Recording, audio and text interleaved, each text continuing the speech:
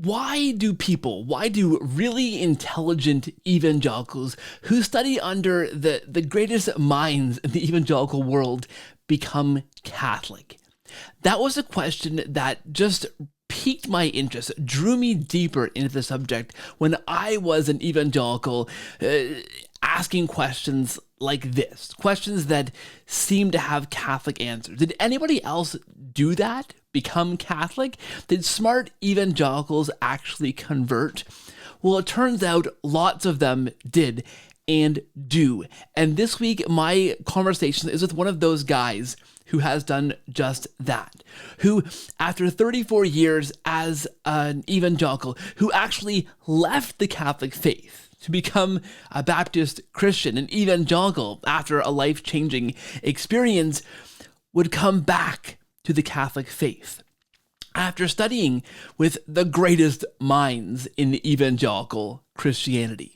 How does that happen? Look, if you are a non-Catholic Christian looking into this video, I ask you to do one thing, and that's just lower your guard for a second and ask if it's possible that there are things you haven't considered about the faith that you hold and you practice. Just bare minimum, let's go from there and enjoy this incredible story of an amazing conversion journey that I am thrilled to bring you this week on the show. Please watch.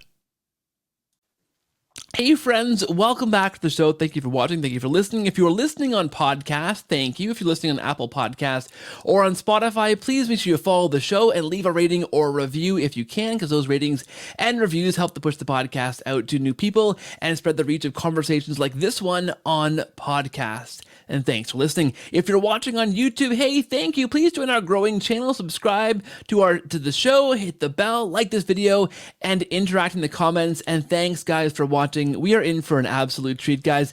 I am extremely excited to bring you this conversation with my guest, Gerard Figurelli. He was raised Catholic, but after a life-changing encounter with Christ at the age of 22, he swiftly converted to the Baptist faith. In addition to 10 years experience as a senior pastor, Gerard has been a radio minister, a presenter at ETS, Evangelical Theological Society, and the National Conference on Apologetics, and was privileged to study under distinguished scholars such as the late Norman Geisler at Southern Evangelical Seminary and Dr. Francis Beckwith at Baylor University. And after 34 years as an evangelical, last year Gerard began to dig more deeply into the claims of the Roman Catholic Church. Along with his wife, was soon reconciled with the church. That's going to be a pretty cool story to hear. Gerard and his wife have been married for almost 32 years. They have 5 grown children and 1 grandchild who was just, in the matter of these last few weeks, received the sacrament of baptism. That's thrilling. Yeah. Wonderful. Gerard, welcome to the show. I'm thrilled to have you. Thank you for being here, and hello. Thanks for having me. In fact, my granddaughter was just baptized this past Saturday, so 3 days ago. So we're still riding the high of that great experience. So it's very exciting times. In fact, Keith, today is yesterday would have been 1 year to the day since my wife and I started this journey home. So this is just an exciting time for us right now. And it's very exciting to be on your show. I feel like I've known you because I've seen so many of your shows, and we have some common common friends and acquaintances. So this should be fun. Yes, absolutely. I am thrilled. And I got to say, when I first began to, your wife was the one who first exposed me to your story. She wrote about it on a group that I was a part of, and I thought, this sounds really interesting. And the more I watched a bit of a video, and I don't like to learn too much of your story in advance. I prefer being surprised and actually authentically like, oh, what? That's more interesting.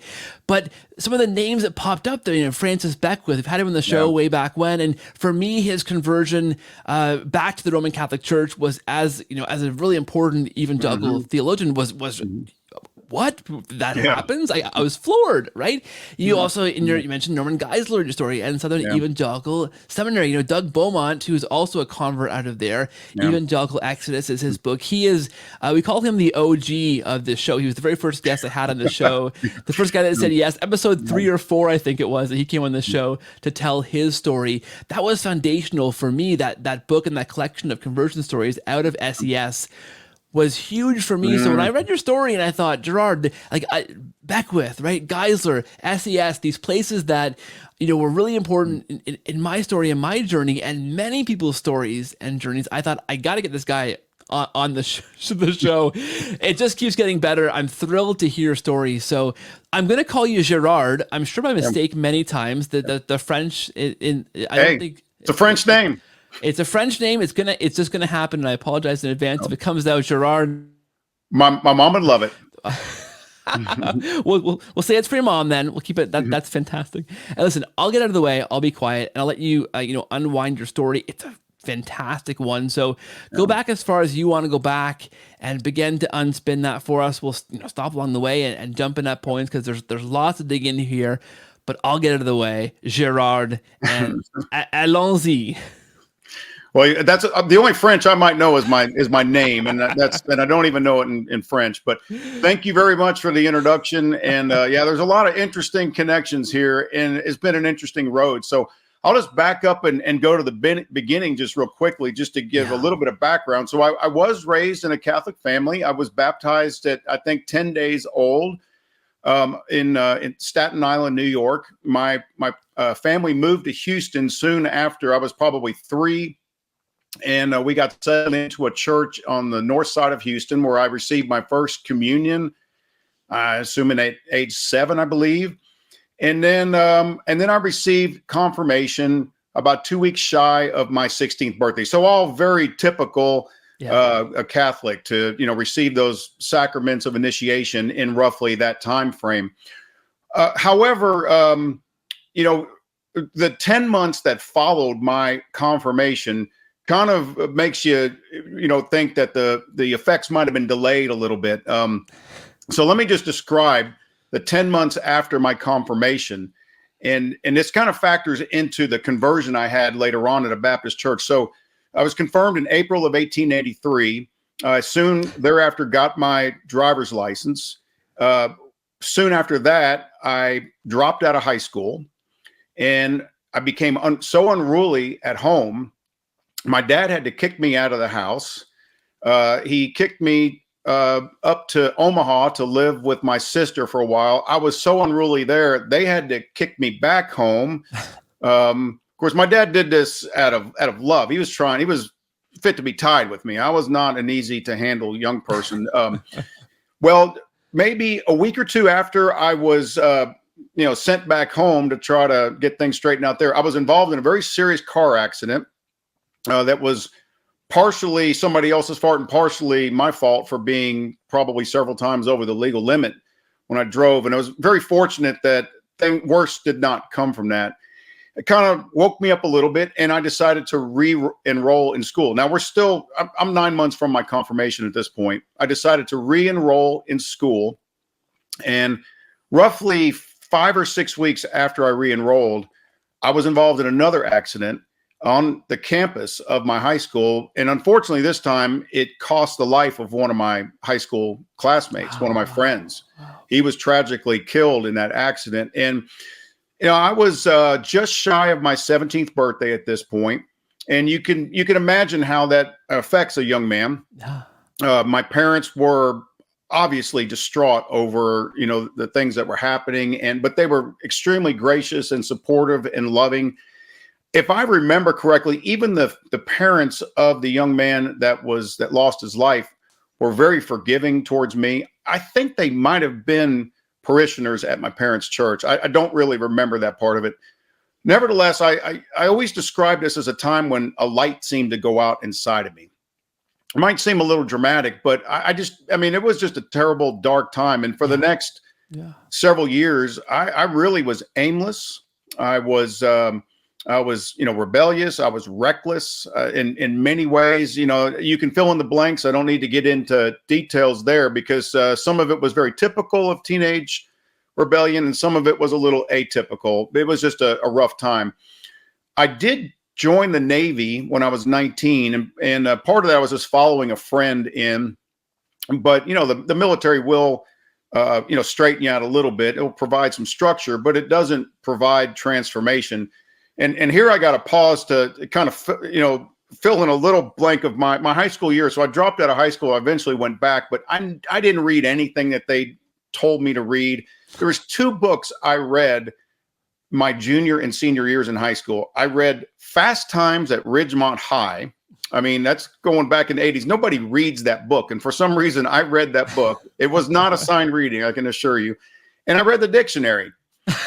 And I don't really know why. It's not like you can see the evidence of having read the dictionary. But I didn't learn a lot of important things in life. And one of the things I didn't learn was geography. And so when I was in the Navy, I had an opportunity to pick my orders where I would be sent. They did give you some latitude and liberty, and I had a choice of 10 different places to go, and I chose the Philippines. It was one of the places on that list of 10. And I chose the Philippines because I confused the Philippines with the Catalina Islands off the coast of California. Because there's an island called the San Miguel, and San Miguel is a big name in the Philippines. And so I got shipped off to the Philippines, which is in fact an island off the coast of California, but a little bit further out there. So I ended up in the Philippines. I've since learned my geography a little bit better. Ended up in the Philippines for 2 years in the Navy. And, it's just, the structure of the military was there, but, the soul was just, I was just lost. And while I was away, though, a friend back home had a born again experience. And she was actually the girlfriend of the young man that I joined the Navy with. And I knew her, and I thought, well, this is going to be different.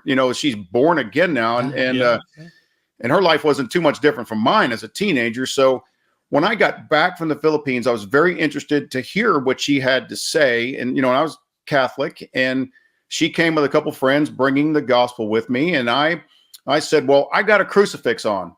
I don't need the gospel. Or, I'll smoke less. I'll cuss less. I mean, that was my catechesis. I mean, I didn't know any more than that. And they invited me to a passion play at this large Baptist church in North Houston. And I agreed to go on one condition, that after this, you shut up about Jesus. I don't want to hear anymore. Well, as you might expect, things turned out a little bit differently. And I went to this passion play. I was so ignorant, Keith, that they're portraying Jesus doing the Sermon on the Mount. And I'm asking people, who's that? I didn't even know who it was. And then they did the crucifixion scene, and people around me are weeping, and I'm cynical and I'm just not a very sharp guy in some ways as a 22-year-old. And I'm like, why are these people weeping? This is really weird. But then they did the resurrection scene, and something happened. And I knew at that moment that Jesus was alive and that I was undone. That I feared for where I was at in my life. And that night, April 30th, 1989, I gave my life to Christ. And within 2 months, I had forsaken the Catholic Church. I was given a book that many of your listeners will be very familiar with, unfortunately, and that's Lorraine Bettner's book, Roman Catholicism, the anti-Catholic Bible. But I didn't know any better. I was given this book by the pastor of this church, and it turned me fiercely anti-Catholic. And I guess, behind that came the Jack Chick tracts and some other books like, I believe his name is James McCarthy. I still have a couple books on the shelf back here, a little more ironic than Lorraine Bettner, but still, the typical anti-Catholicism. And I grew very bitter against the church, and never thought there'd be a day when I would go back. I developed a desire to be a pastor during this time. It was a very fruitful time in my life. I met my wife in 1992. I actually met my wife in Galveston on a loosely organized mission trip. I walked in. I'd never met her before. I walked into this church where these groups of friends were meeting to go evangelize on the beach over spring break. Walked in. I saw my wife. I walked out, told my friend, I'm going to marry her. Well, I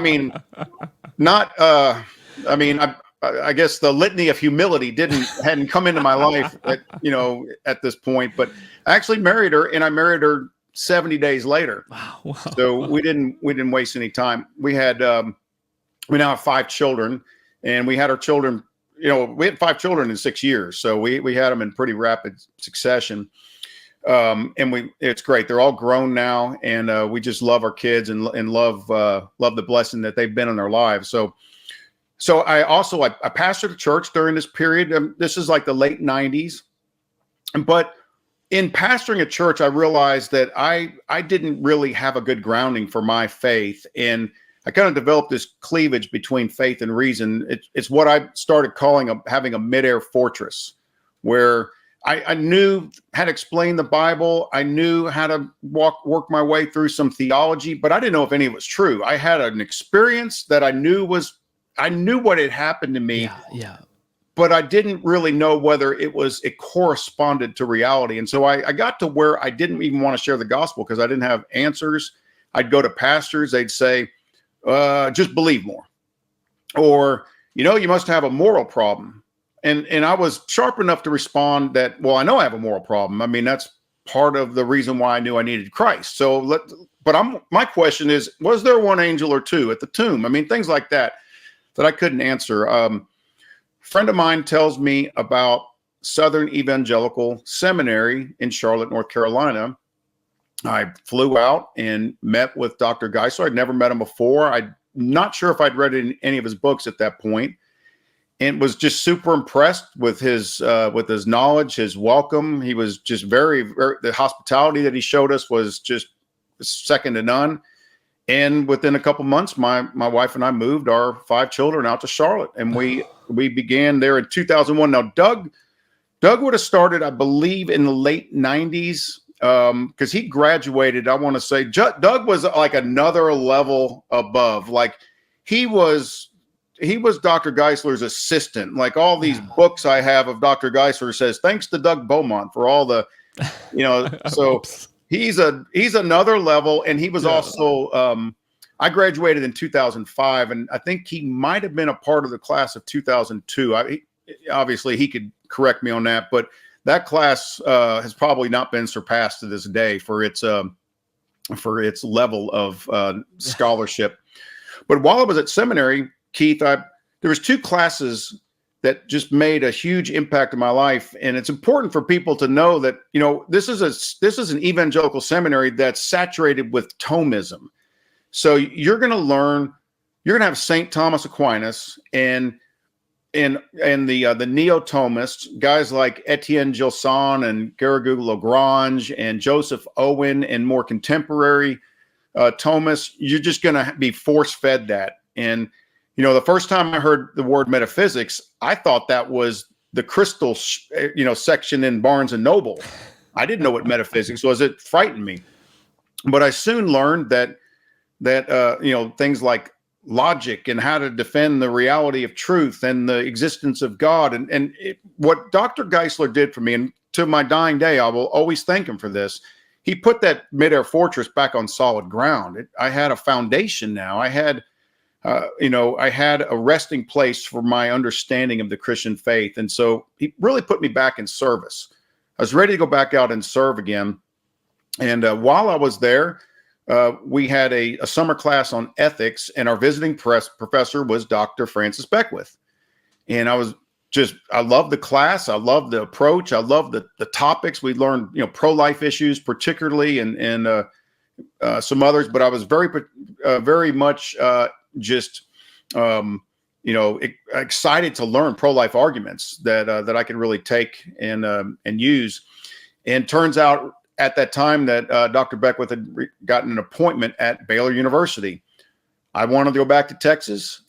When I graduated, I applied for Baylor and got in. And so while I was there, I kind of learned that I was not really a scholar and not really wanting to pursue the academic life. I was a pastor at heart. That's what I wanted to do. But let me tell you, Keith, SES trained me well, maybe too well in some areas, because, in a PhD program, this was a PhD program that I converted to a master's later. But, you have these graduate seminars where you sit around and you kind of challenge each other when they write a research paper. And every time it got around to me, I was like, you're self-refuting. Your argument is self-referentially incoherent. This, and eventually to where there was another student in one of my seminars. It's, that commented one day on some papers. Well, we wouldn't know these things because we didn't go to Southern Evangelical Seminary, just mocking me in front of everybody. I actually kind of thought that was kind of fun. Ironically, that guy was Mr. Southern Baptist at the time, and he's now Catholic. And so, so Baylor was a great time. Now, so as you know, the Dr. Beckwith was the president of the Evangelical Theological Society. So he was president-elect in 2006. And then in 2007, they become the next year they become the president. And in the course before ETS met in the fall, I think it was in April of 2007, all of a sudden, Dr. Beckwith makes the announcement that he's reverting to Catholicism. And I thought, what is going on here? And it was, it was kind of strange, a strange time. But he was a Thomist. He always seemed to argue on the basis of, like, he'd pull out a papal encyclical, he'd refer to this pope or that pope. So he was a natural law guy. So it made sense. And he was raised Catholic. And once he began to do as most reverts and converts do, they begin to really read the early church fathers and things. So he came back to the Catholic Church. I left Baylor and was able to fulfill my dream in 2009 of becoming a full-time pastor. And I could not have been just more excited. The church was a little bit out of my comfort zone. It was actually a church with Plymouth Brethren roots. And I've never had any Plymouth Brethren I don't have any in my body at all. But, being kind of a generic Bible church is what they were trying to become. And, the theology matched pretty well. Some of the practices I had to grow accustomed to, but I was more than happy to do what I needed to do to be their pastor. And so 2009, my family moved back to the Houston area. I started pastoring the church, loved it. I just was at home. I was able to take the theology and the philosophy and the apologetics and weave it through the scriptures and in sermons but meet people where they're at. I wasn't an academic. I wasn't a scholar, but I was a pastor, and I loved to teach the youth. I loved to ground them in apologetics. So it was a great time for about 5 or 6 years. Things went very well. And then we started having some conflict in the church, and it turns out that it was more than just conflict. It turns out that there was some very deep corruption in the leadership of the church. And once I kind of found out more of what was going on, there's no way in good conscience I could stand idly by or continue to minister under those circumstances. So I tried to, it dragged on for about 6 months trying to deal with it properly. And instead they chose to deal with me. And they excommunicated me from the church. Wow. And the church had grown like almost doubled while I was there. And so it scandalized the church. And so about a third of the church left and formed a new church, which I became a very reluctant pastor of. I don't like being the pastor of a church split. It's just a lot of hurt feelings. And I actually at one point went to Dr. Geisler, and if you know Dr. Richard Land, if any of your listeners know Dr. Richard Land, it was a very prominent Southern Baptist, and they had both had a big role in my life. And I went to them and I said, look, this is what's happening. What should I do? And they contradicted each other. Dr. Geisler told me, you can't, this will never work. You got to go. Dr. Land told me, you're responsible to those people. You got to stay.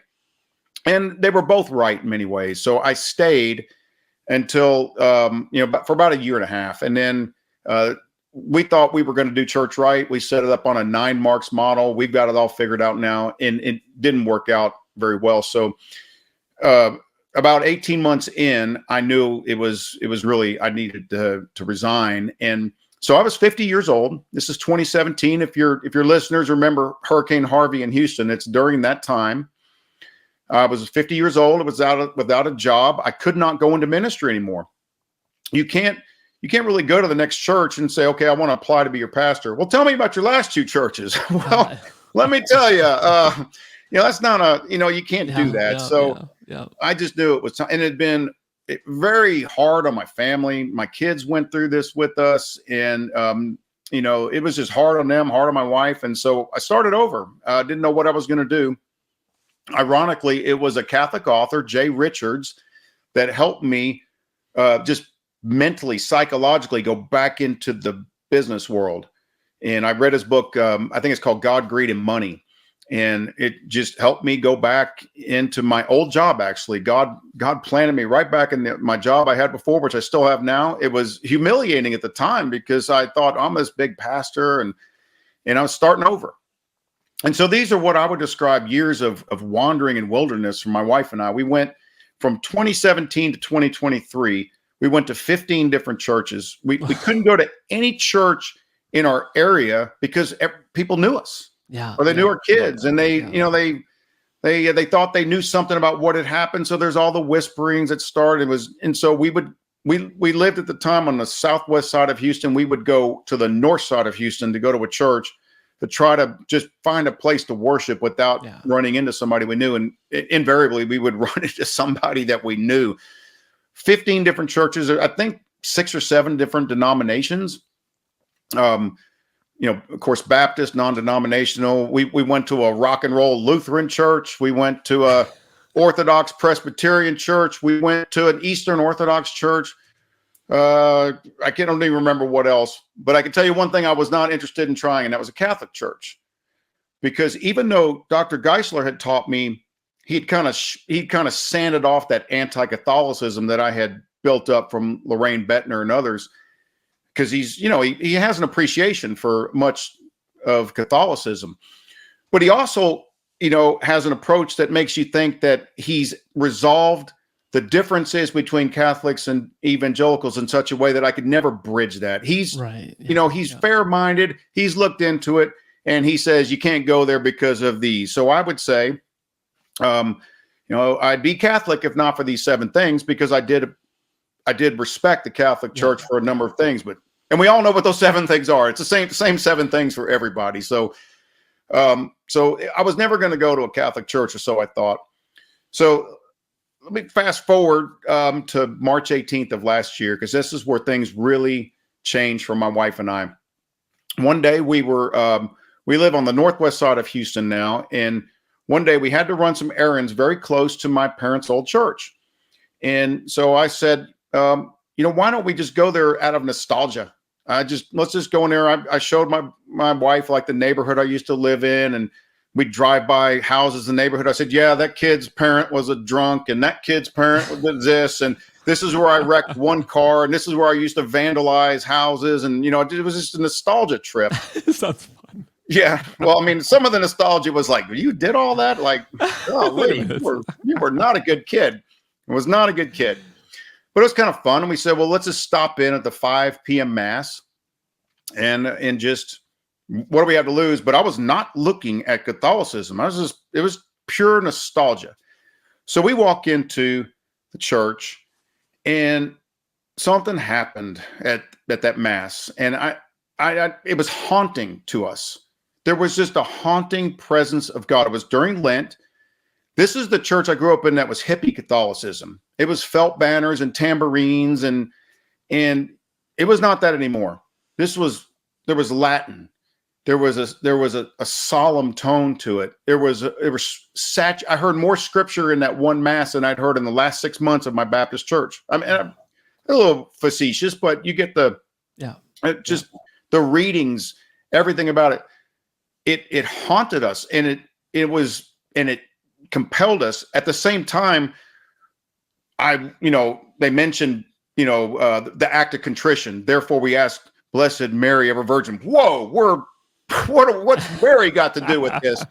The whole mass is a sacrifice. The priest up there doing his cooking show, and of course, this is blasphemous to me as a Protestant. This whole idea of re-sacrificing Jesus, and then they end with this prayer to Saint Michael. I'm like, I'm just offended by all those things. But at the same time, I'm strangely compelled by what's going on. So we just started on this path.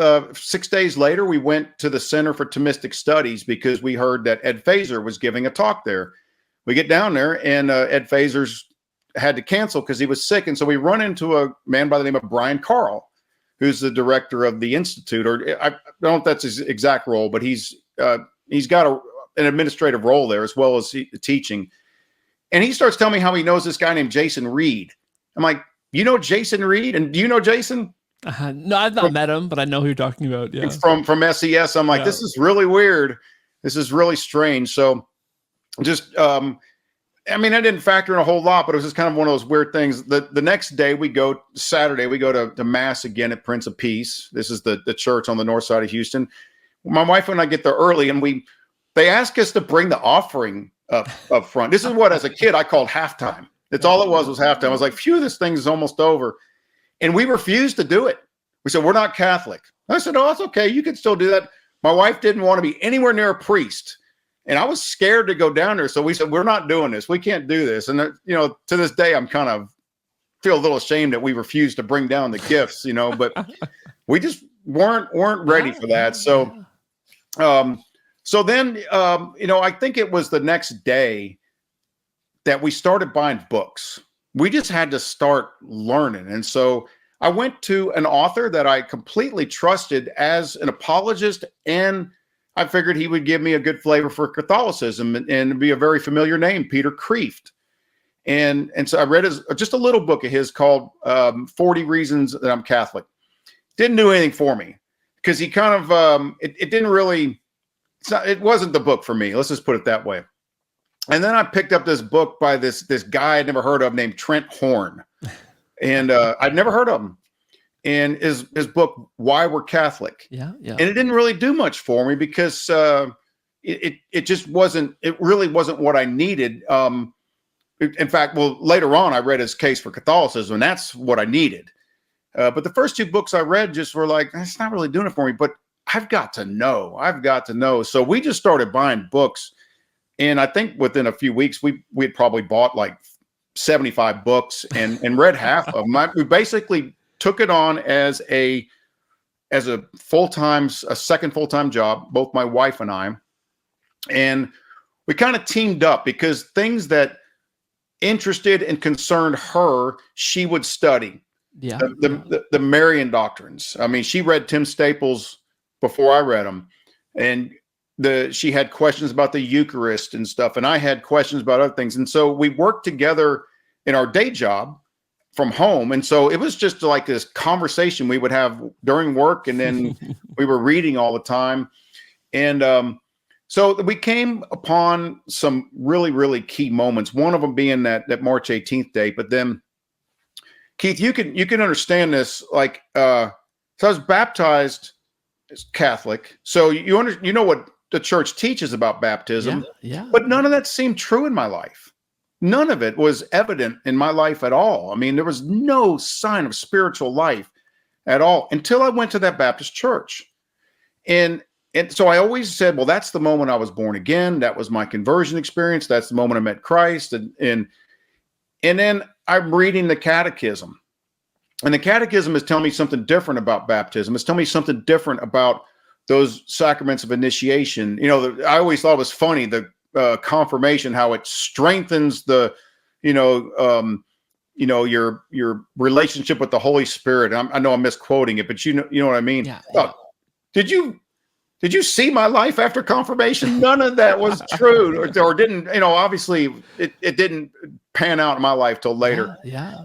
I needed somehow to put a narrative together where I could understand this is what the church teaches, but this is what seemed to happen in my life. I need a narrative, and I didn't know how to put it together. And Holy Week was interesting for us. We went to church 5 times during Holy Week. We went to our Baptist church on Thursday for a Maundy Thursday service. So we thought it would be really solemn, kind of different from what they normally do. And instead it was a rock band. The campus pastor, they had communion, which they didn't do very often. And the campus pastor invited us up to the bistro table. I kid you not. He referred to it as a bistro table to get our cracker and juice. And Friday, we went to a very distinguished PCA church here in town. Pretty much every Reformed scholar that you've ever heard of has come through this church. So it's very distinguished. It was a beautiful service. I mean, it was saturated with scripture, but something was missing. Saturday, last Easter, we got this bright idea. We were going to go to the Easter Vigil. We had no idea what an Easter Vigil was. And 4.5 hours later, we knew what an Easter Vigil was. And so it was just a packed in weekend. We went back to the Baptist church for 8 a.m. service there, and then raced back to the north side of town to go to 11 o'clock mass. And this is where I had just this other moment where I had a visiting priest and said mass. And then after mass, like kind of when the announcements were done, he just said, I've got a few more comments I'd like to make. And he said, I think he was basing it on Pope Francis's Easter Vigil homily. He said, you need to have your Galilee moment. When Jesus was raised from the dead, and he said, I will meet you in Galilee. And he said, you need to have your Galilee moment where you meet the risen Lord, and you have a life-changing encounter with the risen Lord. And some of you even know the very day that happened. And I'm like, oh my gosh, he's talking to me. Yeah. God has answered my prayer. And after mass, I ran up to this priest, and I practically tackled him. Said April 30th, 1989. I know him. And to this day, he's been a spiritual director for me, and he's continued to guide me in many ways. And so God answered that prayer for me. 3 days later, we go to this, it's like a youth ministry at the church there, Prince of Peace. They called it Elevate, and it's an adoration service. Keith, I didn't know what an adoration service was. Yeah. I had no idea what adoration was. And so it's really not just youth. There was a lot of people our age there, and they're singing like, What a Beautiful Name. They're singing contemporary evangelical songs. I thought, that's kind of weird, but it's kind of cool too, because it's familiar. Yeah. But they're singing them in a very Catholic kind of way. And then they had a guy came out. He was the youth director. He gave this fiery exhortation. I told him later, I said, if you had been here when I was 16, I might never have left.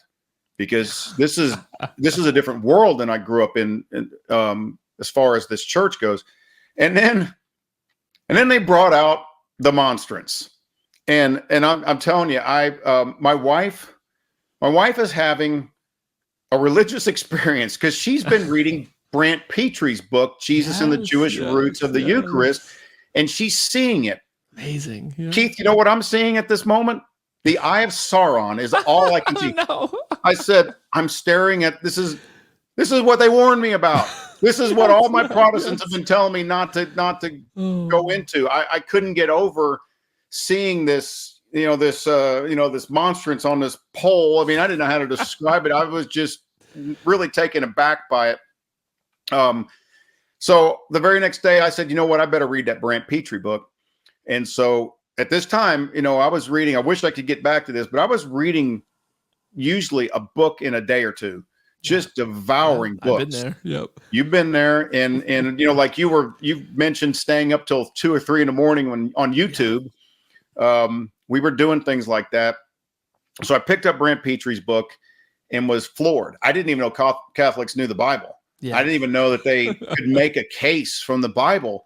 And I'm like, this is incredible. He's tying in all these themes from the Old Testament and showing how they converge in Christ. And I'm just really blown away by this, but stumbling over John chapter 6, as many evangelicals would. I thought that John 6:63 is the key that locks the door to Catholicism. I mean, the words I've spoken to you are spirit and life. The flesh profits nothing. It's just a metaphor. All he's saying in a very graphic way is you got to believe in me. But I was starting to believe there was more to it than that. I'd seen enough in reading the Catechism and other Catholics that they're starting to make too much sense. And there's more to that. And so I really wrestled with it. But one thing that I always had this fascination with the wilderness generation. And in Brant Petrie's chapter on John 6 about the new Moses leading a new Exodus, what food would he give for the people on the journey? And so, of course, the answer there, I am the bread of life. You got to eat my flesh and drink my blood. But I'm still just have this mental block here. Well, the following Sunday, we decided to go to a different Catholic church because I wanted to make sure I wasn't just on some nostalgia trip. I wasn't just going back to my parents' old church to trying to pick up some pieces from my past or something. I said, I need to know if I'm connecting to the Catholic Church or just something in my past. And so we went to a different church, and I realized right off the bat that this is not nostalgia anymore. I am seeing something in the Catholic big C church that I wasn't seeing before.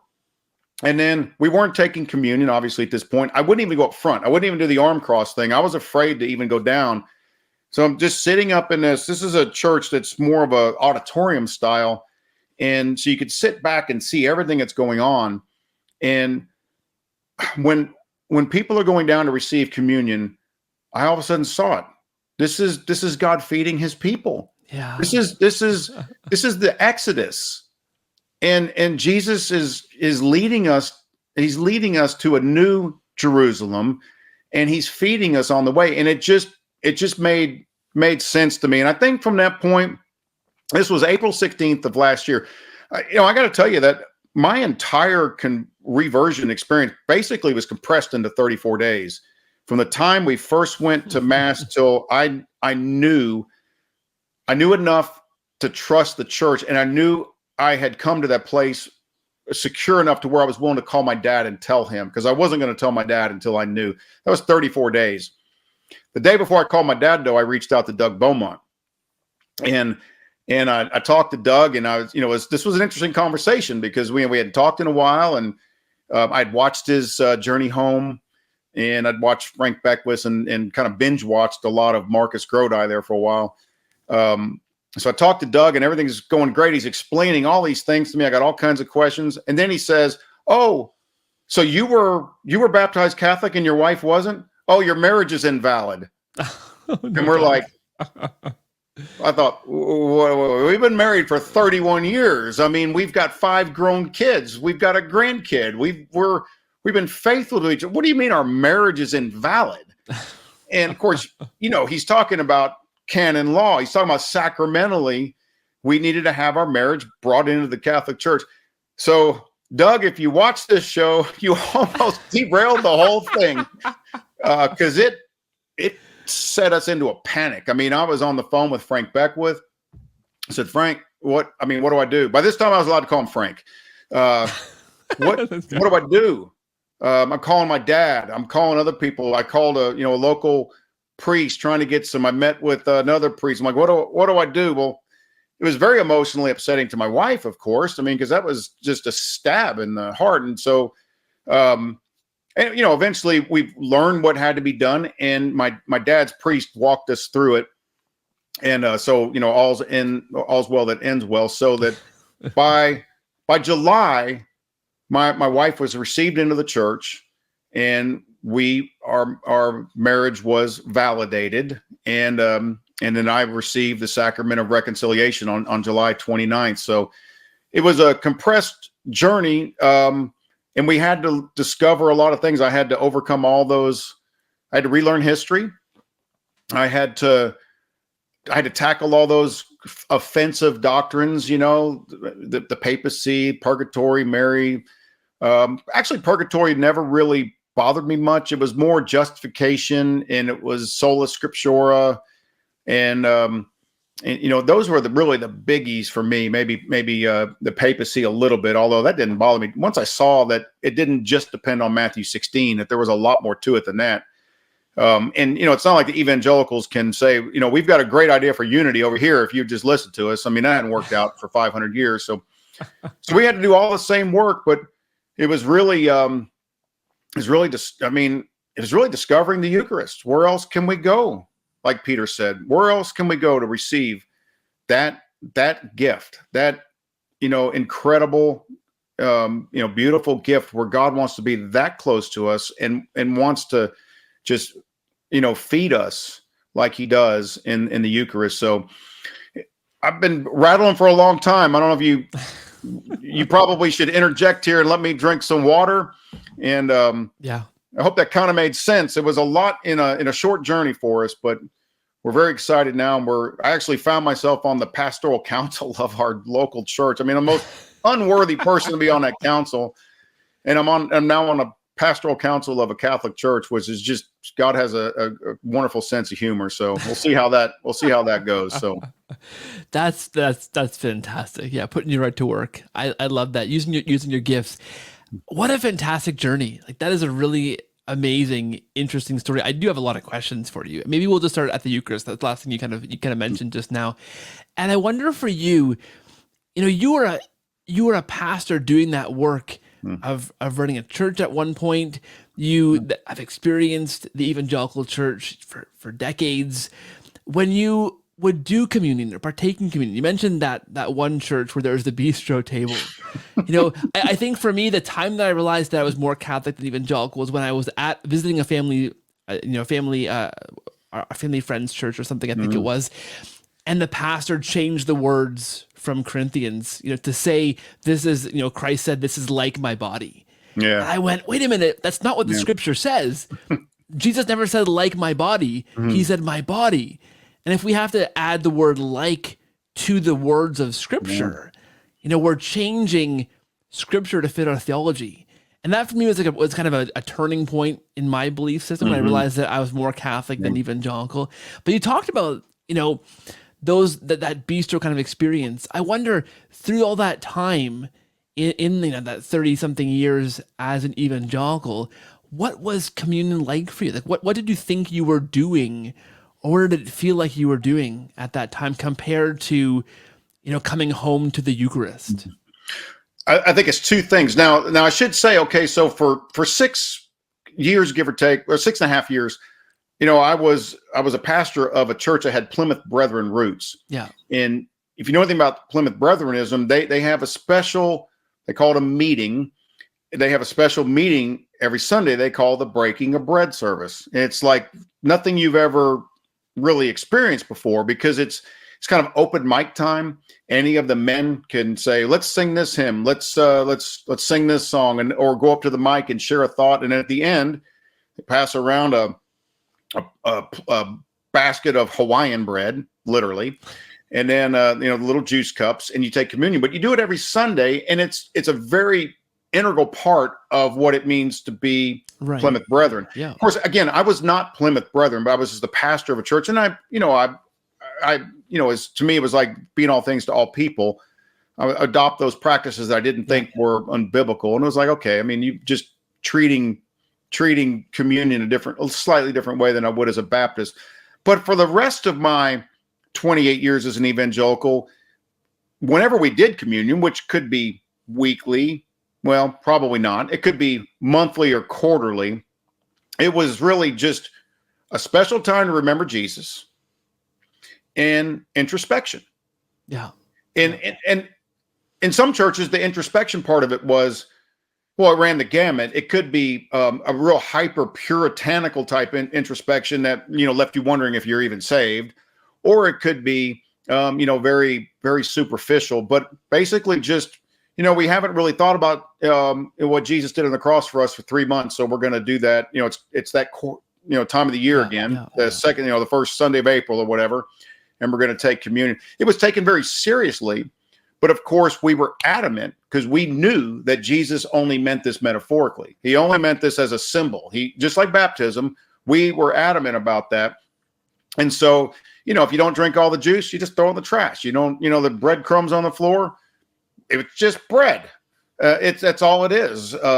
Doesn't mean you don't take it seriously. It doesn't mean you're not trying to honor God, but you're just misinformed about what it is that really should be going on there. Of course, it has to be that way because you cannot have the Eucharist without a consecrated priesthood, and you cannot have a consecrated priesthood without apostolic succession. So if you're divorced from that stream, then you can't have a Eucharist. I mean, you can have some kind of memorial service, but you can't consecrate the bread and the wine unless you're a validly ordained priest. And so, it's taken seriously, but the meaning of it is just, it's not the same. It's not even close to the same. In fact, many times I can't remember ever weeping taking Hawaiian bread and grape juice. But I can't tell you how many times, and I'm not trying to be, but can't tell you how many times in just the last year. Well, I was able to start receiving communion back in last July. Can't tell you how many times that it's left me weeping, or I'm actually going down in front, and the priest must think, wow, I must have just repented of some serious sins. I got tears. Yeah. It's not it. They're tears of regret. For years, I didn't raise my kids in the Catholic Church, and I regret that. I mean, I know I can't go back and undo that, although I've shared it with them, but there's so many things they missed. And I know I would have been a better dad. I have no doubt about that. But there's just so many ways in which they missed out on just the Catholic life is just beautiful. It's amazing. It just consumes, if you live it right, it consumes every day, consumes the hours of the days. You just get immersed in it. We've had 3 consecutive saint days, right? Yeah. St. Patrick, was it St. Cyril yesterday? St. Joseph today. I got my St. Joseph here. My beautiful wife gave this to me today. Just so much beauty that they miss. So sometimes it was tears of regret, and sometimes it was just tears of just, God, you loved me so much. And you brought me back to home. And I know I'm home. And that's one thing you hear. You don't hear, oh my gosh, you left us for 34 years and spent so much of that time preaching against us. And now you come. No, what you hear is, welcome home. Welcome home. Welcome home. And I tell you, every time I hear that, I get a little bit choked up. So to answer your question a little bit about the Eucharist. Yeah, that's fantastic. We would never use that word. Yeah. We would never use that word. Yeah. It was just communion. Yeah. Absolutely. I think of 2 things, and the first is that weeping. I can remember a very good friend of mine, actually had him in the show recently, Joe Goodwin, to tell his story, and he was for me a kind of a mentor. He was the other guy who was being converted by the same pastor who we had in common. Who I was chatting with him, he was chatting with him. We both became Catholic. The pastor still, we pray for him daily. He's not Catholic yet, but he caused both of our conversions separately. And when I met Joe, we became very good friends, and he was Catholic ahead of me, so I was still in the process of discerning the Catholic Church. And I went to Mass a few times with a men's group, and he was part of this group. And I can remember I didn't receive the Eucharist, but they did, and I was kind of watching, like you say, in the back. And he went up, he received the Eucharist, and he went off to the side, to a little side chapel in this old, like, beautiful downtown church, the city where we were living. Gorgeous, like 1885 church, beautiful, to this side altar, and kneeled and began to weep. And that for me was like, what does he have? Like, what just happened? Because I wasn't, I was intrigued. I was on the journey. I wasn't there yet. And I went, what does he have that I don't have? Like, what is he getting out of this that's causing him to fall to his knees and to weep and just to be overcome with that, right? And that ties in for me too with the idea of the introspection you talked about in communion, right? And that I was for a while part of a charismatic church, right? And so communion for us was, okay, communion's coming this weekend. This is the communion Sunday. So before communion, we have this great big charismatic kind of whoop up the emotion time, right, Gerard? Where the point was not that like intellectual kind of conviction, like introspection, but hey, you better right now have a Holy Spirit experience, because if you don't, are you really worthy to receive, I shouldn't say receive, that was the wrong idea. It wasn't receiving anything, but are you worthy to participate in communion, right? So we were taking that idea of St. Paul saying you have to really discern whether, you have to really understand what you're doing here. And of course, as Catholic, that makes total different sense. Discerning the body of Christ is a different thing than we ever did, right? Despite reading those words and trying to understand that, right? The idea that you shouldn't take communion unworthily, that was our idea as charismatics. Well, if I'm worthy to take communion, I really need to have this experience of God right now before I do that. It was this strange, and that of course is totally foreign to the Catholic view of that, right? Where the Eucharist is this sacrifice, this once and for all sacrifice represented, like Brant Petrie so eloquently explains in his books, right? We're taking part in that, in the crucifixion, in the Last Supper, being present at that whole experience. And what I love about that in contrast is that I cannot have to whoop up myself into a emotional frenzy. I don't need to, have to totally feel like, yes, I am ready and worthy to receive this. And if I'm not, it means nothing because it's just symbolic. It's tangible grace, whether I fully understand that and fully want it in that moment, or if I'm in a spiritual funk and just going to mass because I know I need to go. I don't want to be there. The kids are screaming. I'm exhausted, right? My pants are torn. My hair's a mess, right? I still receive that same grace from the Eucharist, whether I am emotionally whooped up or intellectually engaged or not, which I think is so beautiful about the Catholic faith. Those sacraments work, whether we whoop ourselves up into them or even fully understand them and grasp the exact thing happening there, or even want to be there necessarily, right? Let me ask you this. So did it kind of trip you out a little bit when you thought of how Gnostic your former evangelical faith is? Not that it's fully Gnostic, but it does, the Catholic faith brings the body and soul in true union in worship. Yeah. So we have, obviously the Eucharist is the source and summit. It's top on that list, but there's so many other ways in which, you think about Christopher West's Theology of the Body. You just think about there's purpose in the beauty, in the incense, in every little detail. And I've learned so much of this from my wife because she recognizes he's wearing different color vestments. There's only 2 candles lit, not 6 candles. She'll notice all this stuff, and it all has a purpose because it involves the body, obviously the soul is the essence of it, but the body is involved in it. Kind of frightened me a little bit when I realized, wow, when the early, guys like Ignatius, Saint Ignatius of Antioch, he would have thought I was a Gnostic. Yeah. I would have been one of the guys he was warning other people about.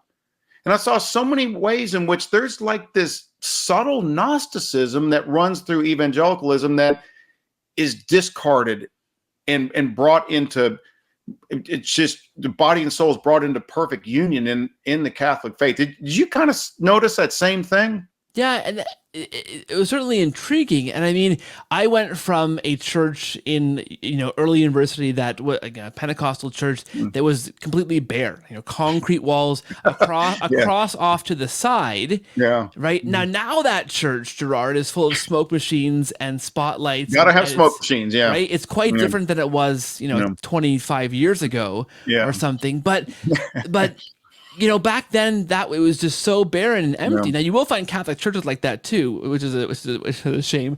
We've been to one. Yeah. My friend Robert, who's from the same hometown I was, will say, well, the Catholic churches in that town too are also pretty terrible. But going from that stripped down, barren place to my first Catholic experience was in this church built in 1835 in a little town where we lived that was just beautiful, and the ceiling is painted like a fresco, and there's statues everywhere, and they replaced the candles with all electric candles, which is really, really lame and not even allowed by canon law. I don't think. I don't think it's even actually legitimately allowed, electric candles. But that disparity was striking, right? And I think too, I had Marcus Grodi on the show years ago, and something he said that has always stuck with me is that the most devout Catholic practicing their faith to the fullest extent will look like a crazy pagan to an evangelical. Exactly. Right? Because they're kneeling, right? Yeah. And they're in a service that has incense, right? And they have rosary beads. They may have a scapular on or something, right? They're praying these rote prayers from a prayer book, 3, 4, or 5 times a day. Yeah. They're celebrating saints' feasts and talking about relics and these kind of things. Yep. That looks very, very foreign, very pagan to the evangelical who's used to that stripped down kind of Bible only kind of Christianity, stripped of those things, kind of Gnostic, right? But you look at the early church fathers, gosh, there's relics from a very, very early date, right? There's the Mass that looks and sounds like the Mass we have now from a very early date, right? There's prayers to the saints. There's veneration of relics. There's all these things that gosh, I thought were crazy pagan, and I would have seen that super uber Catholic and thought that guy is just a crazy. What that's all totally wrong. Yeah, but it's it's right there in the guys that learned from the apostles. Yeah, you've had a couple guests on recently, Joe Heschmeyer and Rod Bennett, and they. I mean, I watch Shameless Popery all the time, and I read everything these guys put out. Joe Heschmeyer's book, "The Early Church Was the Catholic Church," was I did a list of my the 5 books that had the most impact on me, on my reversion, and his book made number 4. Could have made 3, but Brant Petrie was ahead of him. And then Brant Petrie could have made 2, but Francis de Sales was ahead of him. Yes. And Francis de Sales could have made 1, but the Catechism gets number 1. But fair enough. You've had a couple guests on, Rod Bennett and Joe Heschmeyer, that they introduced me to the early church. And, like I mentioned, St. Ignatius of Antioch, I read him and I thought, oh my gosh, I'm one of the guys he would have warned against. Yeah. Yes. But the one that blew my mind was Justin Martyr.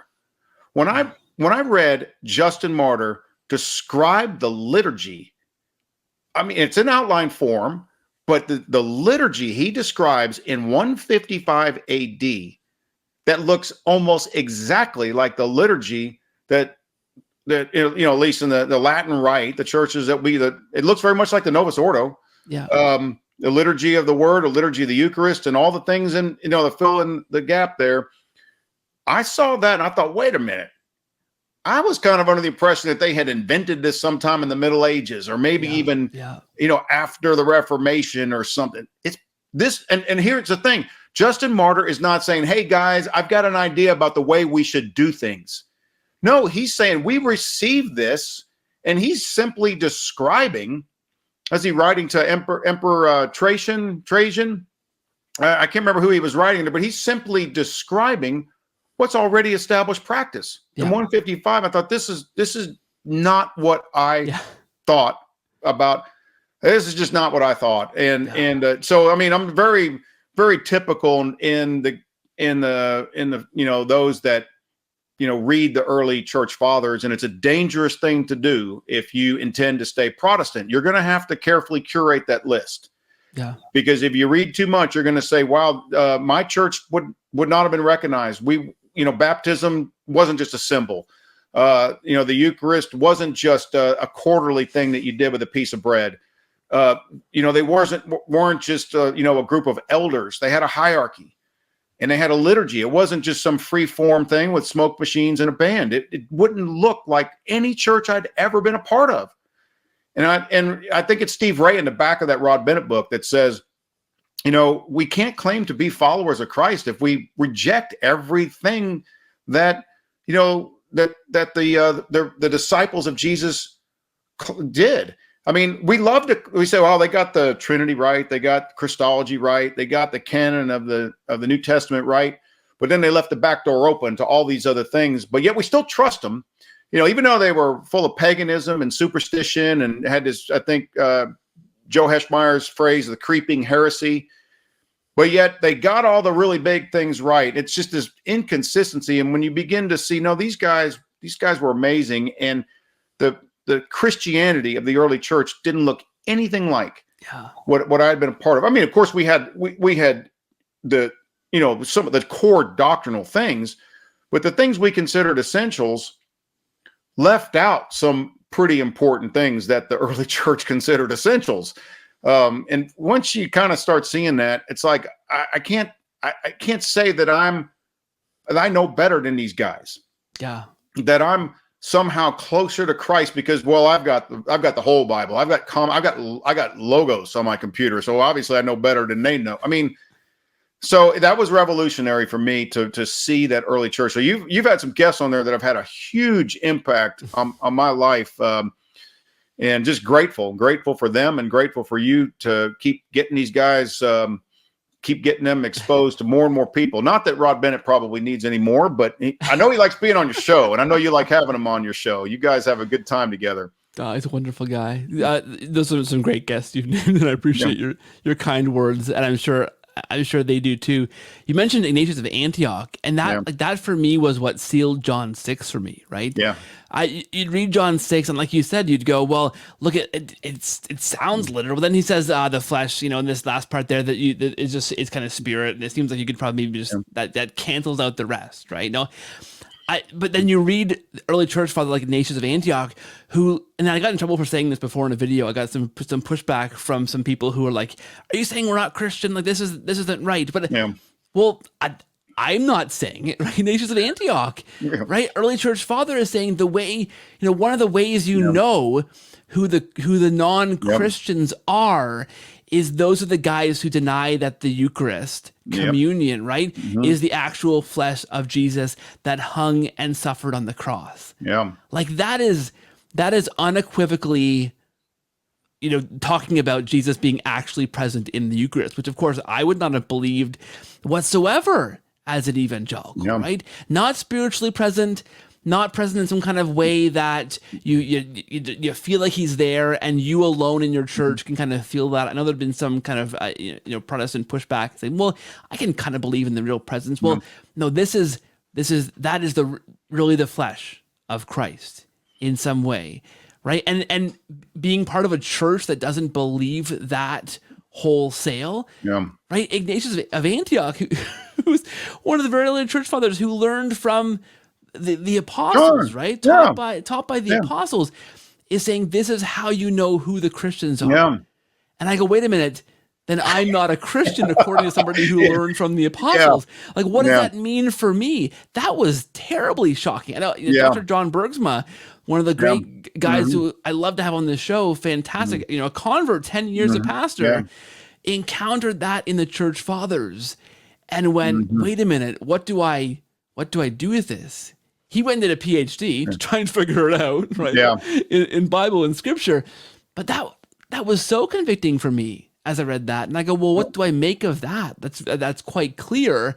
Totally. I don't believe that. My church doesn't believe that, and even if I personally believe that, if my denomination, if my church doesn't practice that, well, then I don't fit there in that church anymore, and I got to go find a church that practices that. And where does that take me, right? Yeah, like I said, when I read Ignatius, I was like, oh my! I mean, he literally would have been warning Christians about me. Yes.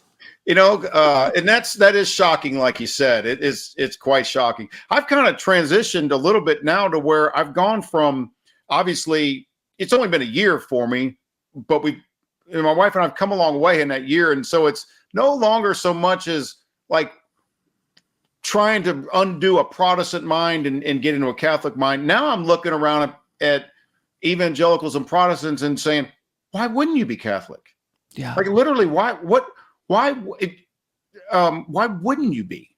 Like part of it is obviously because of, I mean, I know you've run into this so much where you read somebody that's rejecting the Catholic Church and it's like, you're not rejecting the Catholic Church. You're rejecting something that the church doesn't teach. Yes. And, but I'm wondering that, like, why it's amazing. It's beautiful. I mean, I can't even begin to describe. Well, it just comes down to the true, the good, and the beautiful. And it's true because Jesus is true. It's beautiful because he's beautiful, and it's good because he's good. And it's the bride of Christ, and it's the body of Christ. And so I just want to appeal to evangelicals that love the Lord and love the Word of God to just, I honestly just say, just read the catechism, just start there. So at least if you're going to object to the church, at least know that you're objecting to the church. Yeah. At least you're objecting to official doctrine and not what Lorraine Bettner says or Jack Chick draws up in one of his things. He's even around. I don't know if he's still around doing anything anymore, or anybody else. I mean, there's more fair-minded Protestants and evangelicals out there. But read what the Catholic Church actually claims for itself, and you may come away really surprised. When I read the catechism through the first time, I read it through in like 5 weeks. Just read it through. And I had these big question marks. Mary, Queen of Heaven.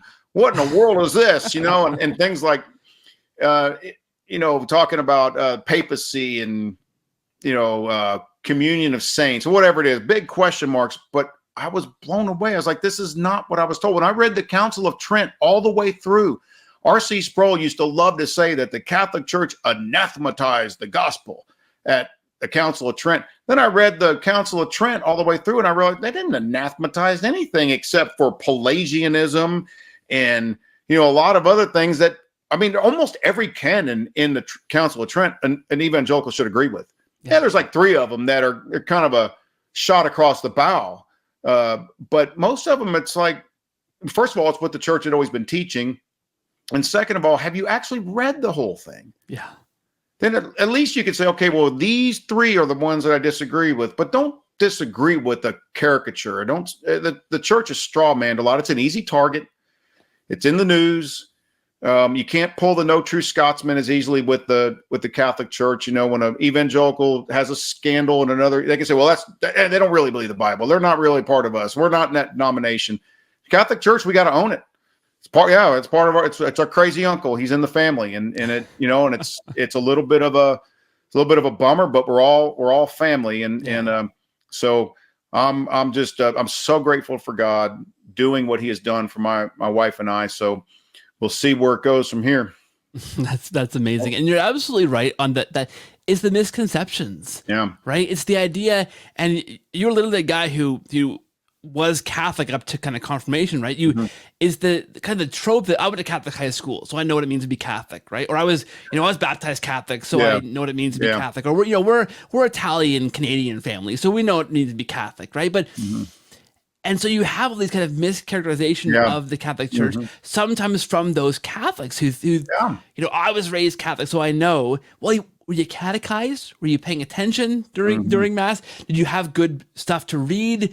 Were you really, formed in that faith? And there are lots of reasons why. I'm sure you have, you understand this from the ground floor perspective. There's reasons why those things don't happen, and you aren't probably catechized or know what you believe necessarily, or know what you're rejecting, right? But there comes a point for like the adult Christian, the adult evangelical, that has to take some responsibility for knowing what they're right. The Catholic Church teaches this, so I reject them. Well, do they teach that? Like, you have a responsibility, I think, as a grown person, if you are going to say, you guys stop believing this, believe this, you're wrong. Well, look into what you think the Catholic Church is doing that's wrong, and really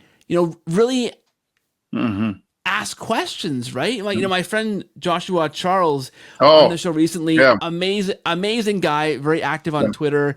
Had him on the show. It was phenomenal conversation. He is very active in this space. And the question that he often asks that I think is so important to ask, is the crucial question, is like, are you willing to be wrong on the ideas you have of the Catholic Church? Are you willing to look into those ideas and wait a minute, am I maybe mistaken? Am I maybe understanding a misrepresentation or a misunderstanding here? Is it possible that I have learned something or believed something that's wrong about Catholics? Well, in fact, he was one of the guests that you had on recently that I failed to mention. I stumbled across his website somewhere early in my journey. I don't even know how I found it. I don't know if I found it. It was on his series on there. Does he call it Becoming Catholic? Yeah. I think that's his series. And he might have been my gateway to the early church. And from there, I can't remember exactly the sequence. That's great. But I found his website and I thought, I didn't even know this existed. And I think it was quotes from Justin Martyr and others. So shout out to Joshua Charles. And I watched your episode with him the other day, and it was just fantastic. He's got some great stuff. He's got some great stuff. He's quite an accomplished man and doing great things for the church. Yeah. So yeah, it's phenomenal. I think his question is so important, right? That's great. Because if you aren't willing, if you're a person saying, I believe this about Catholics, but I'm not willing to say maybe I'm wrong. Well, then there's something stuck in that kind of perspective, I think, right? If you're not willing to say, maybe I am wrong about what I think they believe. And I think it's those kind of, those beginnings, like Doug Beaumont talks about, that kind of pebble in your shoe. That thing that you begin to chip away at, like that niggling thing. Well, okay, let me give them an inch here and see if they actually believe this. And then, well, if they believe that, maybe they believe this, the same.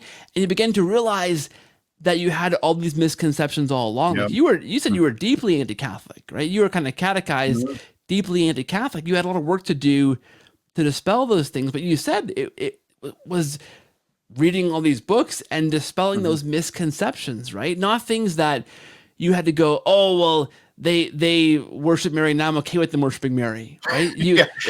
I'm okay with that now, right? That's fine. No, they never worshiped Mary, but you had to come to a place where you understood what was actually happening there, right? Yeah. For that to become something that you could understand and accept to become Catholic, right? Yeah, totally. I mean, the ones that that think that Catholics worship Mary or the other saints, I'm thinking, did you ever read Thomas Aquinas? Did you ever you ever realize that Thomas Aquinas considers God pure act, and that there's really no comparison between the creator and the created, the eternal and the temporal, the creator and his creation. And so Mary is a creation, and Catholics understand this distinction. No matter how much honor they give to Mary, they understand the distinction between Mary, hyperdulia, I mean, the tremendous honor that we give to her as the mother of God, but she's not God. She's not God. And Catholics know that. And I think there's a deep prejudice that runs through oftentimes the Protestant mind. There was in my own. It was just a prejudice. I mean, that's prejudice against my own upbringing. I was offended that I was raised that way. I thought you hid the gospel from me, and I was angry at the church. But so I think you can read, but there still has to be a conversion of the heart. And so, I mean, that's my wife and I, we read like crazy, and we continue to read like crazy. But along the way, I mean, God is converting the heart. There was a point at which it was like, I'm stumbling over things, Keith, but I'm like, at some point I got to where I was like, I want this to be true. And I don't know why I want it to be true, but I want to find the answers here, because there is something so compelling. Was it Blaise Pascal that said that you're not always willing to consider the truth of something until you behold its beauty? Something to that effect. So once we beheld the beauty, we were really compelled, but there was a change in the heart, so that we wanted to see what the Catholic Church really was, what it claimed to be, warts and all. And there's plenty of warts. There's plenty of history there to poke holes in. Even when you do look at some of the history, that, there's some spots and wrinkles there, but it's the bride of Christ. Yeah. And, by God's grace, till my dying breath, I'm gonna love the bride of Christ, and hopefully get many opportunities to defend her and to, just to share the love I have for the bride of Christ, obviously because of the bridegroom. So we're just super grateful for the things that God's doing in our life. Just want to keep going. That's fantastic. Gerard, this has been an absolutely fantastic conversation. I can see more in our future if you're ready and willing, because there's lots we can unpack. I think going forward, I can picture like a star-studded Francis Beckwith, Gerard Figurelli, Doug Beaumont, like a special, right? Oh, I'll read in the background when those guys get on. That'd be fantastic. Unwind those journeys. That's it. I mean, it's a great story. I'm so happy to have you here to tell your story. I want to give you a chance. I know you're working on some stuff. Yeah. So I wonder if you want to give listeners a chance to figure out where they can find or follow you now, or in the near future, perhaps. I don't know. Where do you want to point them towards so they can see more of your stuff? Yeah. Well, thank you. Well, I had a website. I still have a website. I won't give anybody the website address because it's stale. I stopped updating it 4 years ago, and obviously 4 years ago I was not Catholic. So, but I decided a couple months ago that I was going to give YouTube a try, and so I'm starting a YouTube channel. I'm getting some videos going, working on it. I'm sending them out kind of quietly to some of my kids and other people. Say, okay, just bash me.